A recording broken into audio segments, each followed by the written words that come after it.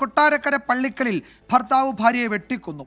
കഴുത്തു ഞെരിച്ച് കൊലപ്പെടുത്താൻ ശ്രമിച്ച ശേഷം മരണമുറപ്പിക്കാൻ വെട്ടിക്കൊലപ്പെടുത്തുകയായിരുന്നു. കൃത്യം നടത്തിയ ശേഷം ഭർത്താവ് സുരേന്ദ്രൻ പിള്ള പോലീസ് സ്റ്റേഷനിലെത്തി കീഴടങ്ങി.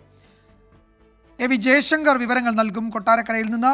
ജയശങ്കർ, എന്താണ് കൊലപാതക കാരണം? പോലീസിന് ഇതിൻ്റെ വിശദാംശങ്ങൾ, ഈ പ്രതി തന്നെ സ്റ്റേഷനിലെത്തി കീഴടങ്ങിയതുകൊണ്ട് അയാൾ തന്നെ വിശദീകരിച്ചിട്ടുണ്ടാകുമല്ലോ, എന്തിനാണ് കൃത്യം നടത്തിയത് എന്നതടക്കം.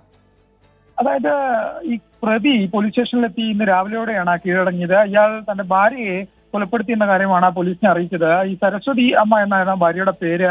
അതായത് ഭാര്യയുമായി ഇയാൾക്ക് വലിയ തോതിലുള്ള പ്രശ്നങ്ങൾ കഴിഞ്ഞ കുറച്ച് ദിവസങ്ങളായിട്ട് ഉണ്ടായിരുന്നു. അതായത് ഈ ഭാര്യ മറ്റ് ചില ആളുകളുമായി എല്ലാം ബന്ധമുണ്ട്, അത്തരത്തിലുള്ള സംശയങ്ങളെല്ലാം ഇയാൾ പ്രകടിപ്പിച്ചിരുന്നു. ഇതുമായി ബന്ധപ്പെട്ട വൈരാഗ്യം കഴിഞ്ഞ ദിവസം തർക്കത്തിലേക്ക് കലാശിച്ചു. ഈ തർക്കത്തിനിടെയാണ് ഇയാൾ ഭാര്യയെ കഴുത്ത് ഞെരിച്ച് കൊലപ്പെടുത്താൻ ശ്രമിച്ചത്. പിന്നാലെ മരണം ഉറപ്പിക്കാൻ ആയുധം ഉപയോഗിച്ച് ഇവരെ വെട്ടിപ്പരിക്കേൽപ്പിക്കുകയായിരുന്നു. എന്തായാലും ഭാര്യ നിലവിൽ മരിച്ചിട്ടുണ്ട്. ഈ മരണപ്പെട്ട സരസ്വതി അമ്മയ്ക്ക് 50 വയസ്സാണ് പ്രായമുള്ളത്. ഇതിനുശേഷമാണ് ഇയാൾ സ്റ്റേഷനിലെത്തി കീഴടങ്ങിയത്. എന്തായാലും പോലീസ് ഇതുമായി ബന്ധപ്പെട്ട തുടർ നടപടികൾ നിലവിൽ സ്വീകരിക്കുന്നുണ്ട്. വളരെ ദാരുണമായ ഒരു സംഭവമാണ്.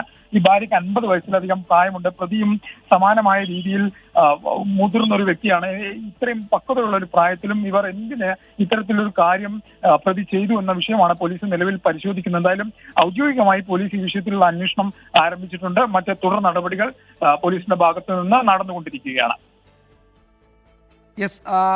കൊട്ടാരക്കര പള്ളിക്കലിലാണ് ഭർത്താവ് ഭാര്യയെ വെട്ടിക്കൊലപ്പെടുത്തിയത്. കഴുത്തു ഞെരിച്ച് കൊലപ്പെടുത്താൻ ശ്രമിച്ചു. പിന്നീട് മരണമുറപ്പിക്കാൻ വെട്ടുകയായിരുന്നു. കൃത്യം നടത്തിയ ശേഷം ഭർത്താവ് സുരേന്ദ്രൻ പിള്ള പോലീസ് സ്റ്റേഷനിലെത്തി കീഴടങ്ങുകയാണ്. പോലീസ് കൂടുതൽ അന്വേഷണം നടത്തുന്നുണ്ട്. കൊലപാതകം എന്തിനായിരുന്നു എന്നതടക്കം പോലീസ് വിശദാംശങ്ങൾ ശേഖരിച്ചു വരികയാണ്.